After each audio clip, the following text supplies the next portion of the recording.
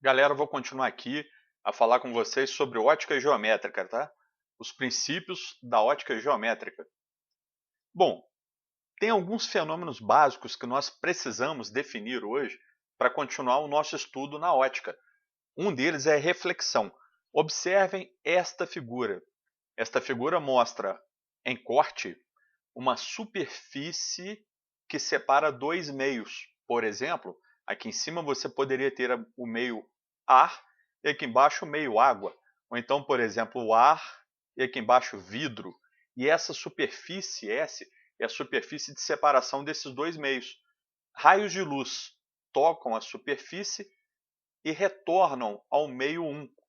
Eles vêm do meio 1, tocam a superfície e voltam para o meio 1. Esse fenômeno é chamado de reflexão. Esses raios são chamados de incidentes e aqueles que voltam são chamados de raios refletidos. Esse é o fenômeno que nós estamos abordando nesse início da matéria de ótica. Então, vamos concentrar no nosso estudo a partir de hoje na reflexão. Existe também o fenômeno da refração, muito importante e muito comum no nosso dia a dia. É quando a luz toca a superfície que separa dois meios e consegue penetrar no meio 2. Por exemplo, quando a luz sai do ar e atravessa a superfície e entra na água, ou entra no vidro, ou entra no nosso olho. A refração acontece muito no dia a dia, toda hora, tá? Tem também a absorção.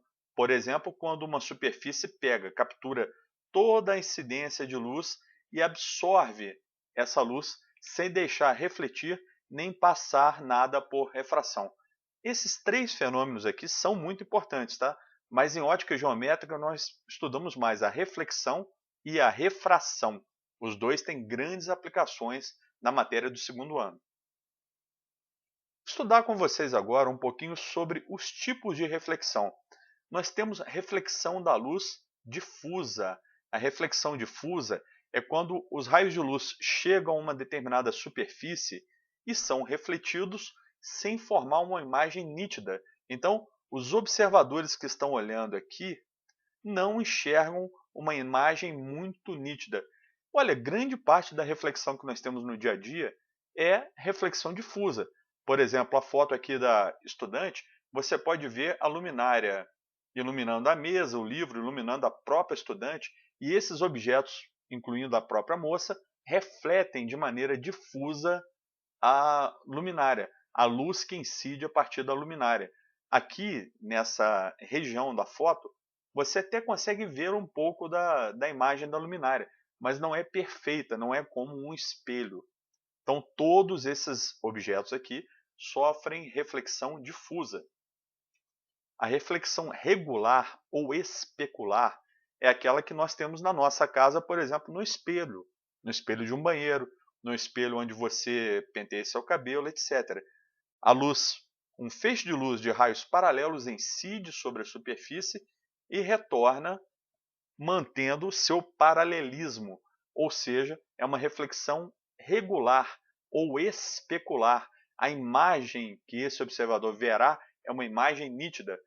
A água calma também consegue fazer uma reflexão regular. Observe bem a foto aqui do animal bebendo água. Você consegue visualizar a imagem dele no lago aqui, ou no rio que seja, bem nítida. Então são exemplos de reflexão regular muito comuns também no dia a dia. A cor de um corpo, isso aqui é legal. Pessoal, embora não dê para a gente visualizar aqui, isso aqui é um prisma, um equipamento de vidro transparente onde você pode incidir a luz branca. Isaac Newton foi um dos cientistas que estudou isso. Estudou por volta do século XVIII e escreveu bastante coisa sobre a dispersão da luz. A luz branca, a luz que vem do Sol, a luz branca, ela é composta de algumas cores que os seres humanos conseguem enxergar e muitas outras que a gente não vê e que nós nem vamos estudar hoje. Mas a ideia é o seguinte: a luz branca, ao tocar o prisma, sofre refração dentro do prisma e ela é decomposta nesse espectro luminoso visível, formando as cores vermelho, alaranjado, amarelo, verde, azul, anil e violeta. são as cores que o ser humano consegue enxergar normalmente, naturalmente. São as cores do arco-íris também, né, que todo mundo aí já viu. A cor de um corpo. A cor de um corpo, quando ela é determinada por reflexão, depende do tipo de luz que esse corpo reflete. Por exemplo, imagine que você observe um corpo azul sendo atingido por luz branca. A luz branca tem aquelas 7 cores que eu falei, todas aquelas cores serão absorvidas por esse corpo, que refletirá apenas a luz azul. Depende do pigmento com o qual ele foi pintado. Então esse corpo azul absorve todas as outras cores e deixa apenas refletir a cor azul. Um corpo branco, ele já consegue refletir todas as cores. Então chegam as 7 cores visíveis para o ser humano ao corpo branco, que reflete as mesmas 7 cores, que voltam para nós totalmente misturadas, e você continua enxergando esse corpo como branco. Então, entenda bem, se você colocasse luz monocromática vermelha, por exemplo, incidindo no corpo branco, ela seria refletida e você enxergaria a luz branca, luz vermelha, desculpe, porque esse corpo branco é capaz de refletir qualquer cor do espectro visível do ser humano. Agora, o corpo negro já é o contrário. Ele consegue absorver totalmente a luz incidente sobre ele. Então você enxerga esse corpo negro apenas por contraste com os demais corpos ao seu redor, pois esse corpo não permite a reflexão da luz. Então, recapitulando, a cor do corpo é determinada pela reflexão difusa da luz. Um corpo azul absorve todas as cores e reflete apenas a luz azul.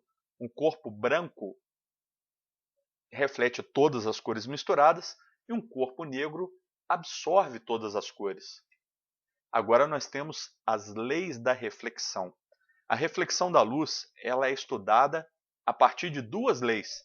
A primeira lei diz o seguinte: o raio incidente, o raio refletido e a reta normal no ponto de incidência estão no mesmo plano. Imagine que essa superfície aqui, superfície S, separando o meio 1 do meio 2, fosse um espelho, fosse a superfície refletora de um espelho. O raio incidente tocaria esse espelho e seria refletido. Raio incidente, raio refletido. Eu quero agora que vocês imaginem uma reta normal. Normal a este ponto de incidência. Reta normal significa perpendicular. Então, normal é perpendicular a alguma coisa. O ângulo de incidência e o ângulo de reflexão são medidos a partir dessa reta normal. Mas observe bem, a primeira lei só diz o seguinte: o raio incidente, a reta normal e o raio refletido pertencem ao mesmo plano, estão no mesmo plano.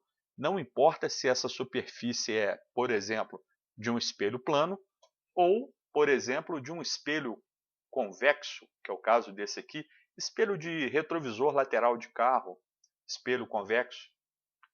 Raio incidente, reta normal e raio refletido estão no mesmo plano. Daí também temos a segunda lei da reflexão, a lei de Snell-Descartes.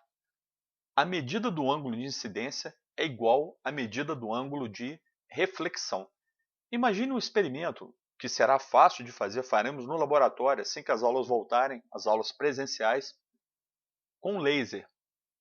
Você, usando um transferidor, mede um determinado ângulo, por exemplo esse aqui, e aponta o laser para o espelho. Ele será refletido no mesmo ângulo, sempre em relação à reta normal, ou seja, o ângulo de incidência será igual sempre ao ângulo de reflexão. Incidência, reflexão, sempre. O ângulo de incidência igual ao ângulo de reflexão. Bom, vou fazer um exemplo rápido aqui com vocês, o exercício número 1. Nas figuras estão representados alguns raios de luz que incidem em espelhos. Quais são os ângulos de incidência e de reflexão? Olha só, na letra A, você tem aqui, por exemplo, 30 graus entre o raio incidente e o raio refletido, que significa 15 graus de incidência e 15 graus de reflexão. Ou seja, imaginando uma reta normal aqui dividindo ao meio essa região, você tem 15 para um lado, 15 para o outro. Ângulo de incidência igual a 15 graus, ângulo de reflexão igual a 15 graus. A soma dos dois igual a 30, dado do exercício na letra A. Letra B, ela não forneceu para nós o ângulo de incidência. Ela deu o ângulo do raio incidente em relação ao espelho. Observem bem, aqui era 30 graus, de acordo com os dados do exercício. 60 graus será o ângulo de incidência, ou seja, o que falta para completar 90. 90 graus é o ângulo entre a reta normal e o espelho. Se esse ângulo aqui era 30, 60 graus é o que faltava para 90 graus.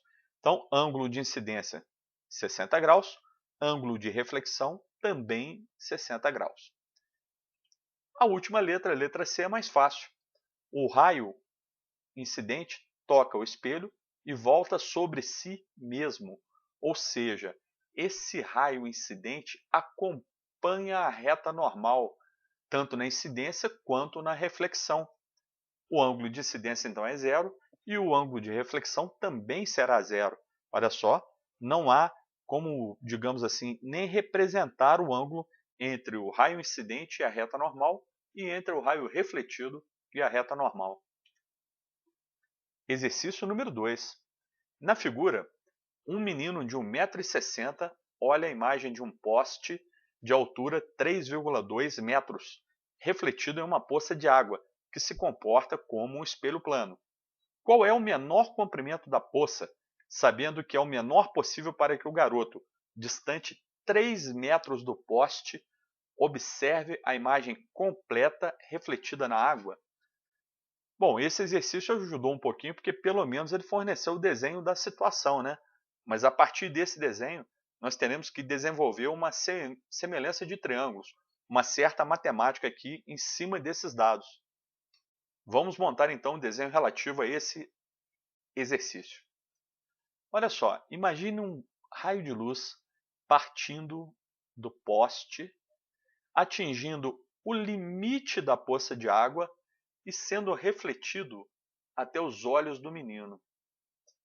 Bom, essa é a situação que permite resolver o exercício, né? Esses triângulos são semelhantes. Então, vamos fazer a conta aqui, olha só. Queremos encontrar x, que é o tamanho da poça d'água. Você pode montar a sua semelhança da seguinte maneira. 3,2 metros, altura do poste, sobre x, assim como a altura do garoto, 1,60, está para essa distância aqui. Ó. Essa distância é 3 menos x. Por que 3 menos x? Porque o exercício falou que a distância do garoto até o poste é 3 metros. Se a distância da poça, se o tamanho da poça é x, é o desconhecido, é o que eu quero calcular, o que sobra aqui nesse triângulo é 3 menos x. E isso é importante para poder resolver a igualdade. Resolvendo essa conta, você chega à conclusão que a poça deveria ter 2 metros de comprimento para que o garoto consiga se enxergar totalmente na situação proposta pelo exercício. Pessoal, então por hoje é só. Muito obrigado pela atenção e bons estudos. Até a próxima aula.